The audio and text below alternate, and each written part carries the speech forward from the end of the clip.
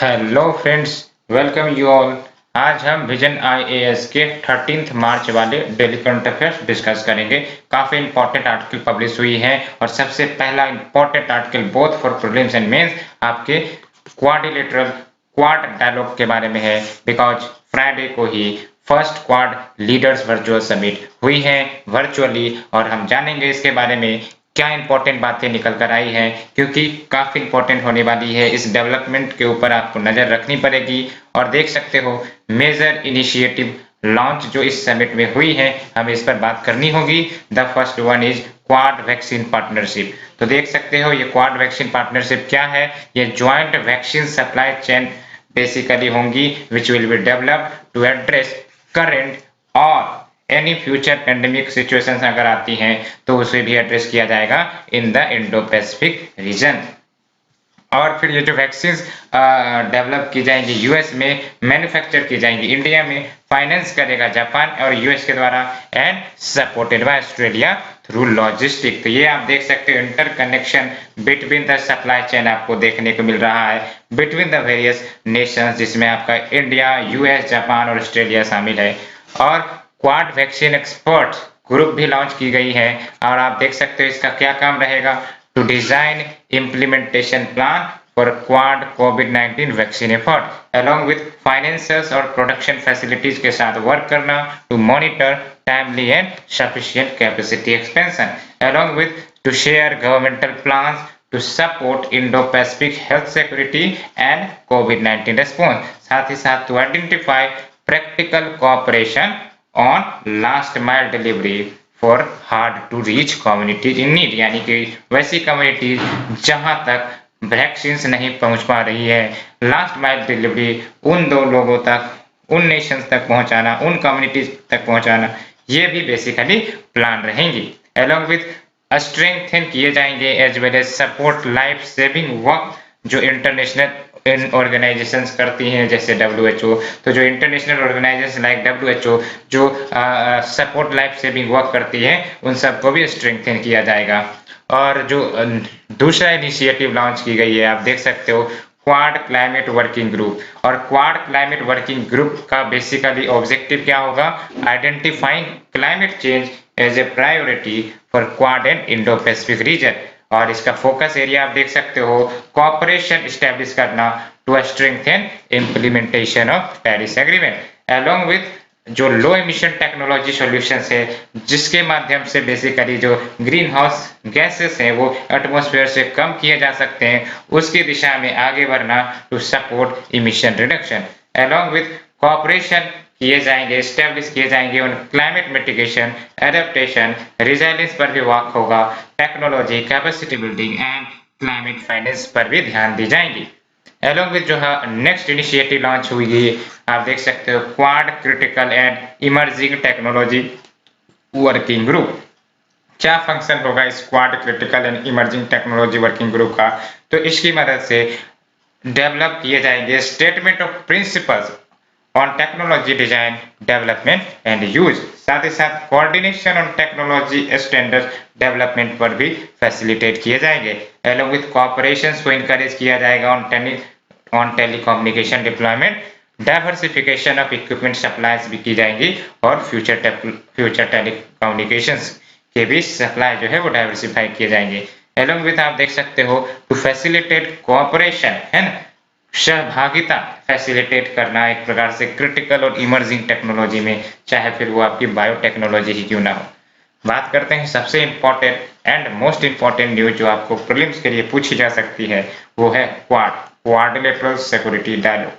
तो ये जो आइडिया है क्वाड का, ये पहली बार जापानीज प्राइम मिनिस्टर के द्वारा आई थी 2007 में, और ये बेसिकली 4 देशों के बीच इस्टेब्लिश किए जाने थे जिसमें आपका यूएस था, इंडिया था, जापान एंड ऑस्ट्रेलिया थे, which did not take off for various reasons। तो कहीं ना कहीं एक ठंडे बस्ते में इस प्रकार की जो डायलॉग पार्टनर्स बनाने की बात थी लंबे समय तक ठंडे बस्ते में पड़ी रही थी। फिर इसको 2017 में जाके रिवाइव किया गया और ड्यू टू रीजंस उसका कारण था आप देख सकते हो growing convergence among countries along with जो सिग्निफिकेंस है इन 4 देशों की इंडो पैसिफिक में बढ़ती जा रही है, चारों डेमोक्रेटिक नेशन है। Along with the most important is rising threat perceptions against the China. तो सबसे मोस्ट इम्पोर्टेंट जो इसको रिवैम्प करने का लॉजिक है या रीजन है वो है चाइना का rising threat. Key focus area of Quad क्या रहा है, तो आप देख सकते हो to bolster cooperation on advancing a free and open Indo Pacific. बात करते हैं प्रीलिम्स के लिए क्या इंपॉर्टेंट है, तो प्रीलिम्स के लिए ये टॉपिक काफी इंपॉर्टेंट है, 110% ये प्रीलिम्स के लिए इंपॉर्टेंट है।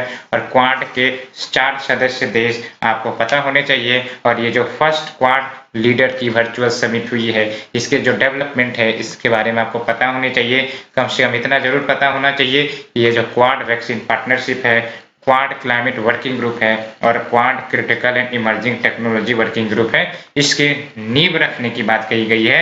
और इसके जो ऑब्जेक्टिव्स है वो जनरल है, आप इजीली एलिमिनेशन के जरिए एलिमिनेट कर सकते हो। तो चलते हैं दूसरे आर्टिकल की तरफ, और दूसरा आर्टिकल बेसिकली ट्राई के बारे में है। TRAI has floated consultation paper on licensing satellite based connectivity. तो बेसिकली इससे पहले citing limitations in existing framework जो satellite based low bit rate services के थे, तो डिपार्टमेंट ऑफ टेलीकम्युनिकेशन ने बेसिकली ट्राई को रिक्वेस्ट किया था कि सुइटेबल लाइसेंसिंग फ्रेमवर्क तैयार की जाए सो दैट ऐसी सर्विसेज यानी कि satellite based low bit rate services वो जो है कॉमर्शियल बेसिस पर प्रदान की जा सके, अलोंग विथ ऑर्गेनाइजेशंस जैसे इंडियन रेलवेज हैं, अदर फ्लीट ऑनर्स या डिजास्टर मैनेजमेंट एजेंसीज, ये सब जो है may need to set up a captive network for their own use.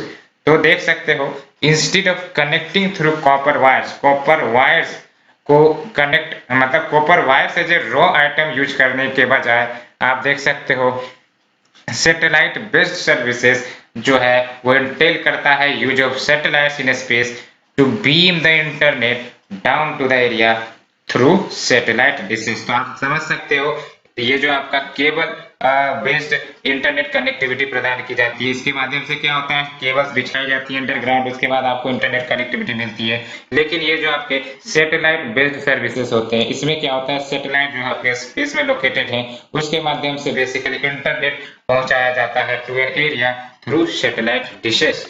और आप आराम से देख सकते हैं ये आपका सैटेलाइट है और सैटेलाइट जो है आपको इन रीजन में आपको इंटरनेट प्रदान कर रहा है। और फिर आप देख सकते हो ये भी आपका सैटेलाइट लेट से है, ये आपके इस रीजन में इंटरनेट प्रदान कर रहा है। आपको ये बेसिक बातें सिर्फ पता होनी चाहिए। तो अगर हम बात करें सैटेलाइट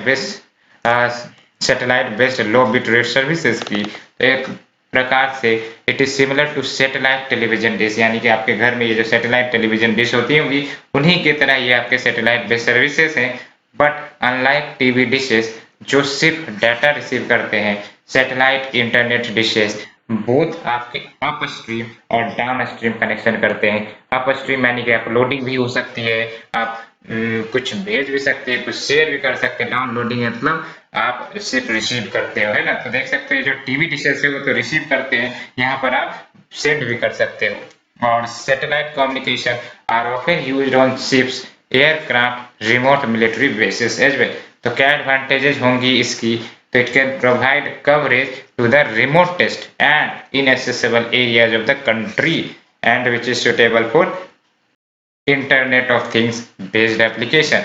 और इंटरनेट ऑफ थिंग्स के ऊपर यूपीएससी ने क्वेश्चन पूछा है। इंटरनेट ऑफ थिंग्स का सिंपल सा मतलब है कि ऑल द इलेक्ट्रॉनिक डिवाइसेस जो आपके अपने घर में देखते हो, चाहे वो बल्ब हो सकते हैं, चाहे वो फैन हो सकते हैं, चाहे वो आपका वॉशिंग मशीन हो सकता है, उन सब को डिजिटली कनेक्ट कर दिया जाए सो दैट आप अगर उस घर में नहीं भी हो, आप आउटसाइड योर होम हो, तो आराम से उसको कंट्रोल कर सकते हो, उसे रेगुलेट कर सकते हो। ये आपका होता है internet of things based application. तो कुछ एप्लीकेशंस देख सकते हो बेसिकली लो bit rate satellite based communication की, तो इसमें सप्लाई चेन मैनेजमेंट देखने को मिलेगा, यानी कि जो व्हीकल फ्लीट मैनेजमेंट की real time basically movement fleet की पता की जा सकेगी, along with on time delivery, real time location का भी पता लगाया जा सकेगा, इन्वेंट्री, कोल्ड चेन मैनेजमेंट काफी इंपॉर्टेंट यूजेज हैं इनके। और लिमिटेशंस की बात करें तो बैंडविड्थ लिमिटेशन डेफिनेटली ये तो होगी क्योंकि आपको डायरेक्ट सैटेलाइट से मिल रही है, तो बैंडविड्थ लिमिटेशन की प्रॉब्लम रहती है। साथ ही साथ लो लेटेंसी आपको देखने को मिलती है। Impacted by aberrations in weather, definitely अगर वेदर रिलेटेड फेनोमेना कुछ है, वेदर डिस्टर्बेंसेस है, उसके कारण अब उसकी स्पीड और कनेक्टिविटी प्रभावित हो सकती है और एक्सपेंसिव भी होती है, क्योंकि ये सैटेलाइट बेस्ड माध्यम से आपको मिल रही है। तो ये हमने बात किया, there are two models for provision of satellite based connectivity. एक तो है आपका हाइब्रिड मॉडल, जिसमें low power wide area network और सैटेलाइट दोनों इक्विपमेंट काम करते हैं। एक तो आपका डायरेक्ट टू सैटेलाइट कनेक्टिविटी है, तो आपको इतने डिटेल में नहीं जाना है, आपको सिंपल सा समझना है कि जो low bit rate satellite based communication क्या होते हैं। तो डेफिनेटली स्पेस में एक सैटेलाइट होगा जो बेसिकली इंटरनेट प्रदान करेगा और उसके माध्यम से आपको इंटरनेट एक्सेस प्राप्त होगा।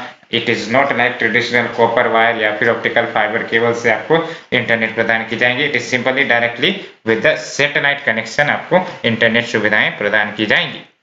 बात करते हैं प्रीलिम्स के लिए क्या इंपॉर्टेंट है। तो प्रीलिम्स के लिए इंपॉर्टेंट बेसिकली आपको जानना है satellite based low bit rate services क्या है ये, इसके बारे में आपको समझना है और इसके बारे में हमने आपको बताया कि क्या है ये, और इतना आपको जानना है ना, जितना मैंने हाईलाइट किया है, बस इसके ज़्यादा आपको जानना नहीं है। एडवांटेज के ऊपर अगर क्वेश्चंस आते हैं तो याद रखिए जो पॉजिटिव एडवांटेज होंगे वो डेफिनेटली आपके आंसर में इनकॉर्पोरेट होंगे। आपके ऑप्शंस अगर दिखते हैं जहां पॉजिटिव एडवांसेस की बात की गई है वहां पर आप अवश्य टिक लगाएंगे।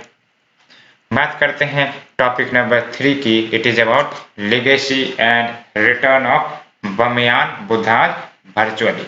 तो क्या कंटेक्स्ट है, तो हाल ही में स्टैट्यूज ऑफ बमयान बुद्धाज उसको ब्राउट बैक किया गया है in the form of 3D projection in an event called a night with Buddha. तो बेसिकली इवेंट ऑर्गेनाइज की गई थी ए नाइट विद बुद्धा। यहाँ पर बमयान बुद्धा को 3D प्रोजेक्शन के माध्यम से रिप्रेजेंट करवाया गया है। हम जानेंगे बमयान बुद्धा के बारे में और क्यों ये इम्पोर्टेंट है इसके बारे में। तो देख सकते हो 2001 में Taliban blow up the 2 monumental Buddha statues जो अफगानिस्तान में मौजूद थे, बमयान वैली में मौजूद थे। तालिबान ने उसे नष्ट कर दिया था। तो अब हमें जानना है बमयान बुद्धा के बारे में। तो बेसिकली जब भी हम बात करते हैं बमयान बुद्धा के बारे में तो ये बुद्धा की जो डेट की बात करें यानी कि 5th सेंचुरी AD में ये मिलती है। ये जो मॉन्यूमेंट है बेसिकली ये 5th सेंचुरी AD में से कंस्ट्रक्ट करवाया गया था and where once the tallest standing Buddha statue in the world. और वहां पर बेसिकली अफगानिस्तान में लोकली इसे सलसल कहा जाता था, meaning light science through the universe, और शमामा भी कहा जाता था, मीनिंग क्वीन मदर। तो जो स्टेट्यूज थे, मूर्ति थी, where representation of Gandhara school in Buddhist art. आपको पता भी है गांधरा जो है आपका प्रेजेंट डे अफगानिस्तान में ही लोकेटेड है और गांधरा जो है वो आपका एक स्टाइल ऑफ स्कल्पचर मेकिंग थी जिसके पर इन्फ्लुएंस जो था वो ग्रीक रोमन आर्किटेक्चर का इन्फ्लुएंस था। और एक और कौन आर्किटेक्चरल स्कूल थी वो आप हमें कमेंट सेक्शन में बताइए। आर्किटेक्चर यानी कि स्कल्पचरल स्कूल्स की बात कर रहा हूँ, और क्या वो इंडिपेंडेंटली डेवलप हुआ या फिर किसी आउटसाइडर के इन्फ्लुएंस में डेवलप हुआ, ये भी आप हमें बताइए। और आप देख सकते हो अगर इसके कैरेक्टरिस्टिक्स की बात करें तो draped in Roman draperies with 2 different mudras, Bamiyan Buddha were great example of confluence of Gupta Sasanian and Hellenistic architecture. तो आप देख सकते हैं ये जो बमयान बुद्धा की अगर हम आर्किटेक्चरल खूबसूरती को देखें तो इसमें आपका गुप्ता आर्ट मिलता है, शासनियन आर्ट दिखता है, along with Hellenistic artistic style देखने को मिलती है। तो ये जो हेलेनिस्टिक पीरियड है it refers to an era in ancient Greece which lasted from 323 BC to 31 BC। और फिर आप देख सकते हो जब हम बात करते हैं शासनियान की तो शासनियान refers to ancient Iranian dynasty which ruled during 224 से 651 CE। और बमियान वैली की बात करें तो ये सिचुएटेड है बमियान रिवर के along in the Hindu Kush mountain in the central highland of Afghanistan. और ये याद रखना है आपको UNESCO included remains of Bamiyan valley in the list of world heritage site.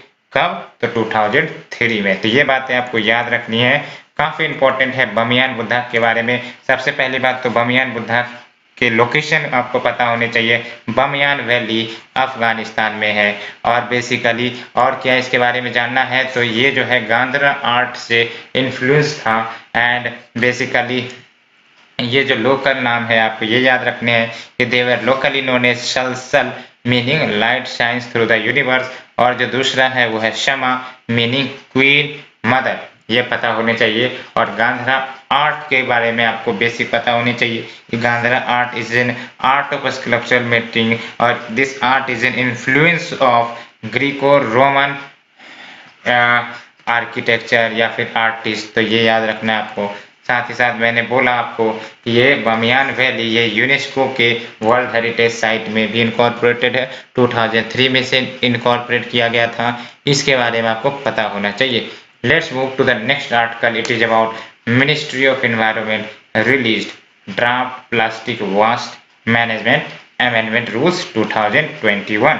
तो जब हम बात करते हैं इस ड्राफ्ट की जो रिलीज की गई है मिनिस्ट्री ऑफ एनवायरनमेंट के द्वारा, it seeks to amend plastic waste management rules 2016 जो इश्यू किए गए हैं एनवायरनमेंट प्रोटेक्शन एक्ट 1986 के तहत। तो ये आपको याद रखने हैं कि प्लास्टिक वेस्ट मैनेजमेंट रूल्स 2016 शायद ये ड्राफ्ट ही हैं, तो ये भी इश्यू किए गए हैं एनवायरनमेंट प्रोटेक्शन एक्ट 1986, ये आपको याद रहना चाहिए। क्या की हाईलाइट है तो basically this draft proposes following a stage wise ban several categories of single use plastic items. तो आप देख सकते हो फ्रॉम सितंबर 30, 2021 ये जो आपका non woven plastic carry bag होंगी shall not be less than 60 GSM per square meter या फिर 240 माइक्रोन्स इन थिकनेस, अदरवाइज है ना इससे कम वाले जो आपके प्लास्टिक्स होंगे या फिर कैरी बैग होंगे उसको बैन कर दिए जाएंगे। और फिर आप देख सकते हो 1 जनवरी 2020 के बाद से 2022 के बाद से जो ईयरबड्स है with plastic sticks for balloons और फिर प्लास्टिक फ्लैग्स कह दो along with candy sticks ice cream sticks polystyrene यानी कि थर्माकोल फॉर डेकोरेशन, ये बैन कर दिए जाएंगे। उसके बाद आप देख सकते हो फ्रॉम 1 जुलाई 2022 ये जो प्लास्टिक कप्स है, ग्लासेस है, कटलरी है जैसे forks, spoon, knife, straw, tray, wrapping या पैकिंग, ये सब जो है देख सकते हो which is less than 100 micron, ये बैन किए जाएंगे। ये जब बैन किए जाएंगे तब किए जाएंगे, आपको फिलहाल कुछ याद रखने की जरूरत नहीं है। वैसे भी ये अभी ड्राफ्ट स्टेज में है, ये अभी रियलिटी हुई नहीं है। जब रियलिटी होगी तो क्वेश्चंस पूछ लिए जाएंगे, आपको उतना घबराने की जरूरत नहीं है, मगजमारी करने की जरूरत नहीं है। तो बात करते हैं आप देख सकते हो 40% of the generated vast remains uncollected every day, ये आपको मेन सेशन राइटिंग में बिल्कुल लिखना है। ये टॉपिक आपका काफी इंपॉर्टेंट है और इस प्रकार के जब फैक्ट आते थे आपको पता होनी चाहिए कि 40% of generated vast remains uncollected every day. और देख सकते हो अगर हम अन्य स्टेटस की बात करें domestically generated plastic waste in India की, तो देख सकते हो plastic waste generation approx 25,940 tonne per day. और फिर देख सकते हो प्लास्टिक वेस्ट कलेक्शन की बात करें तो ओनली 15,564 टन्स पर डे। और फिर आप देख सकते हो uncollected plastic waste 10,376 tons per day. 40% of the total uncollected रह जाते हैं, 60% ऑफ द टोटल कलेक्ट होते हैं। तो ये आपका स्टेटस है, ये आपको पता होने चाहिए। और ये देख सकते हैं जो ड्राफ्ट रूल्स है for the first time defined single use plastic item as a plastic commodity जिसका मकसद to be used once for the same purpose before being dispose और रिसाइकल। तो ये आपका रूल है। और ये देख सकते हो this rule shall apply to every waste generator, local body, gram panchayat, manufacturer, importers, producer as well as brand owner and plastic waste processors, recycler, co processor, इन सब के ऊपर अप्लाई होंगी। एंड बैन देख सकते हो shall not apply to commodity जिसमें carry bags हैं made of compostable plastic material, यानी कि वैसे प्लास्टिक मटेरियल जो कंपोस्टेबल है यानी कि डिग्रेड हो सकते हैं, तो वहां पर आपके बैन नहीं लगेंगे। तो ये पता होने चाहिए। Let's move what is important for prelims 2021। तो ये अभी ड्राफ्ट स्टेज में है, मैंने आपको बोला ड्राफ्ट स्टेज की जो बातें हैं उसको बातों में ही रहने दे। मेंस के लिए ये जो डाटा है ये बिल्कुल रट लो। बात करते हैं नेक्स्ट आर्टिकल की। It is about state can not make serving bureaucrats election commissioner. ये सुप्रीम कोर्ट ने कहा है। ये आप देख सकते हो इंपॉर्टेंट जजमेंट आया है जिसमें कहा गया है कि स्टेट सर्विंग ब्यूरोक्रेट्स को इलेक्शन कमिश्नर्स नहीं चयनित कर सकती। और सुप्रीम कोर्ट ने कहा है बेसिकली कि जो गवर्नमेंट एम्प्लॉय है या फिर ब्यूरोक्रेट है उसे सिंपल कहे तो अपॉइंट नहीं की जानी है इलेक्शन कमिश्नर के रूप में। और सुप्रीम कोर्ट ने ये कहा है कि जो स्टेट है should ensure independence of election commission, चाहे वो स्टेट इलेक्शन कमीशन ही क्यों ना। ये जो ruling I came in A case जिसमें गोवा, जहां पर गवर्नमेंट ने बेसिकली लॉ सेक्रेटरी को additional charge of state election commission का दिया था। और आप देख सकते हो chief election commission and state election commissioner, ये आपको भी पता है कॉन्स्टिट्यूशनल बॉडी है और कुछ इनके अपने सर्विस कंडीशंस और मैंडेट है, ये आपको पता होने चाहिए। ये देखो ये आपके चीफ इलेक्शन कमिश्नर हो गए, ये आपके इलेक्शन कमिश्नर्स हो गए, ये आपके स्टेट इलेक्शन कमिश्नर हो गए।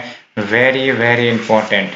और सबसे पहली बात तो हमें ये बताइए कि ये जो आपका इलेक्शन कमीशन की जो बॉडी है जिसको पावर प्राप्त है बेसिकली संविधान से, उस संविधान के कौन से आर्टिकल में निहित है? आर्टिकल 324 या फिर आर्टिकल 326 या फिर आर्टिकल 336 या फिर आर्टिकल 316?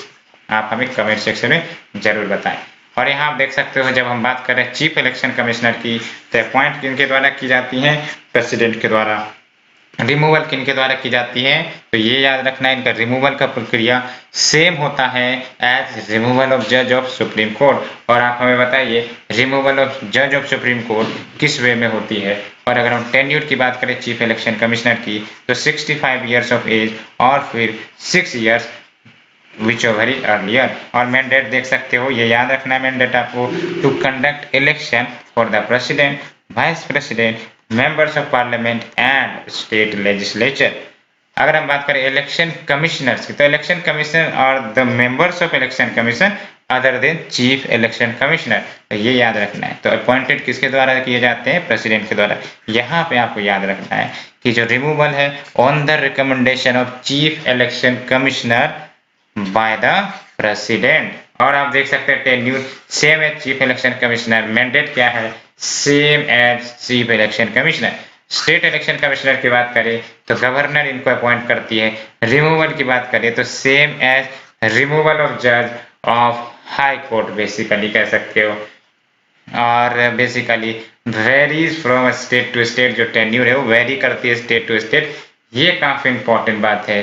और अगर हम बात करें मैंडेट की तो to conduct election for the municipal bodies and panchayat, काफी इंपॉर्टेंट बातें यहाँ पर हमने सीखी हैं। बात करते हैं शॉर्टर न्यूज की। It is about place of worship special provision act 1991। तो देख सकते हो सुप्रीम कोर्ट साउ the centres response on PIL यानी कि public interest litigation which challenges the constitutional validity of the act. और ये आप देख सकते हो this act prohibits conversion of any place of worship and to provide for the maintenance of the religious character of any place of worship as it existed on the 15 अगस्त 1994। तो क्या कह रहा है? ये जो एक्ट है बेसिकली प्रोहिबिट करता है the conversion of any place of worship, है ना, prohibits conversion of any place of worship, साथ ही साथ to provide maintenance of the religious character of any place of worship as it existed on the 15th day of August 1994। तो ये आप देख सकते हो। and it seeks to impose a positive obligation to maintain the religious character of every place of worship। लेकिन आप देख सकते हो it however excluded disputed site of the Ayodhya। The next is आत्मनिर्भर निवेशक मित्र पोर्टल। तो ये जो पोर्टल है डेवलप किए गए हैं department of promotion of industry और इंडस्ट्रियल ट्रेड के द्वारा यानी कि DPIIT। और ये याद रखना है DPIIT ministry of commerce and industry के अंतर्गत आती है to strengthen effort to promote domestic investment. और ये देख लो, the portal provides for hand holding, information dissemination और फैसिलिटेशन ऑफ डोमेस्टिक इन्वेस्टर। ये देख सकते हो, this project is under invest India agency और इसे सेटअप की गई थी 2009 में as a non profit venture under DPIIT।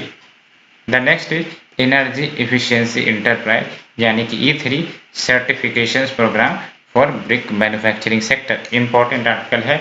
जब हम बात करते हैं एनर्जी इफिशियंसी इंटरप्राइज की, तो बेसिकली इट इज सिंपली ये सर्टिफिकेशन प्रोग्राम, और याद रखना है मिनिस्ट्री ऑफ पावर के द्वारा ये प्रोग्राम लॉन्च की गई है। क्या मकसद है? To tap huge energy efficiency potential इस ब्रिक मैन्युफैक्चरिंग सेक्टर में जो मौजूद है ना। तो it will lead to adoption of more efficient technology so that energy efficient bricks बनाए जाए। Such bricks definitely will be useful in complying the requirement of energy conservation building code. और देख सकते हो आप ब्रिक्स सेक्टर की बात करें तो ये कंट्रीब्यूट करती है nearly 0.7% to GDP and definitely offers seasonal employment generation to over 1 crore workers. The next is about aviation turbine fuel या फिर इसे हम ATF फ्यूल कहते हैं, may be brought under GST। तो ये रट लो अभी कि एविएशन टरबाइन फ्यूल या फिर जो हमारे हाइड्रोकार्बन फ्यूल सब है वो सब अभी GST में नहीं है।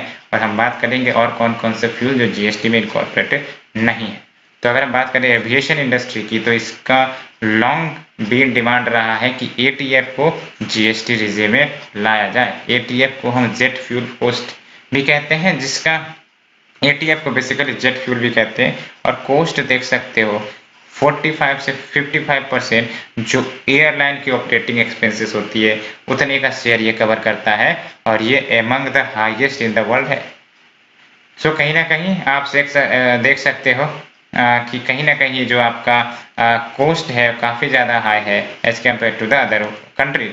अन्य एक्सक्लूडेड कैटेगरी आइटम्स जो है GST से आप देख सकते हो, अल्कोहल एक्सक्लूडेड। अल्कोहल तो बेसिकली स्टेट का ओरिजिनल जो डिडक्शन है कि वो कितना टैक्स और वेट लगाएंगे। एलोंग विथ पेट्रोलियम प्रोडक्ट जैसे क्रूड ऑयल है, पेट्रोल है, हाई स्पीड डीजल है, नेचुरल गैस है, इलेक्ट्रिसिटी है, ये सब के सब आउटसाइड GST एरिना है, ये आपको पता होनी चाहिए। The next is bureau of outreach communication. क्या है? तो ये जो ब्यूरो ऑफ आउटरीच कम्युनिकेशन है ये एडवाइजरी बॉडी है गवर्नमेंट की ऑन मीडिया स्ट्रेटजी। और बेसिकली क्या ऑब्जेक्टिव है? तो ये कैंपेन अंडरटेक करता है to inform and educate rural and urban people about government's policies and program. और इसे सेटअप की गई थी 2017 में by integration of erstwhile directorate of advertising and visual publicity, directorate field publicity and song and drama division.